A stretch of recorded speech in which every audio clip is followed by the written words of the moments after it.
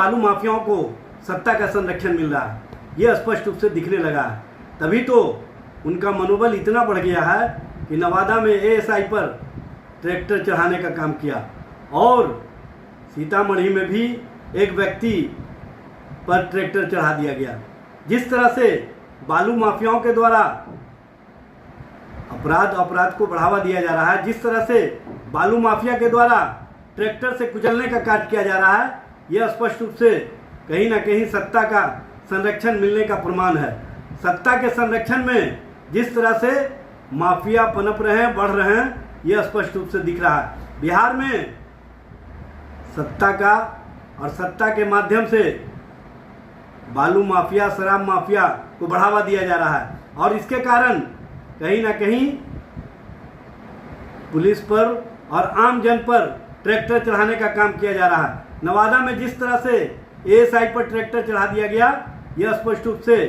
बताने के लिए काफ़ी है कि बालू माफियाओं का मनोबल कितना बढ़ गया है। उनको पता, और जिस समय ब्लैकआउट हुआ उसी समय सुल्तानगंज थाना क्षेत्र के अंतर्गत एक मसाला व्यवसायी की गोली मारकर हत्या कर दी गई, वो भी वैसे इलाके में जो व्यस्तम है। इससे ही स्पष्ट होता है कि अपराधियों का मनोबल बढ़ चुका है। अपराध करने वाले ये बात समझ रहे हैं कि सत्ता में जो लोग बैठे हुए हैं वो कहीं ना कहीं ऐसे लोगों को संरक्षित करते हैं और ऐसे लोगों को बढ़ावा देते हैं। बिहार में जिस तरह की स्थिति और परिस्थिति का निर्माण हुआ, बिहार में जिस तरह से सरकार का इकबाल समाप्त हुआ, बिहार में जिस तरह से लॉ एंड ऑर्डर की स्थिति है, ऐसा लगता है कि बिहार में सरकार नाम की चीज। शिक्षा मंत्री धर्मेंद्र प्रधान जी ने आज घोषणा किया है कि नीट की दोबारा परीक्षा 21 जून से आयोजित की जाएगी, लेकिन धर्मेंद्र प्रधान जी ने ये नहीं बताया कि जिस एनटीए के माध्यम से पेपर लीक हुए, जिस एनटीए के माध्यम से 23 लाख बच्चों का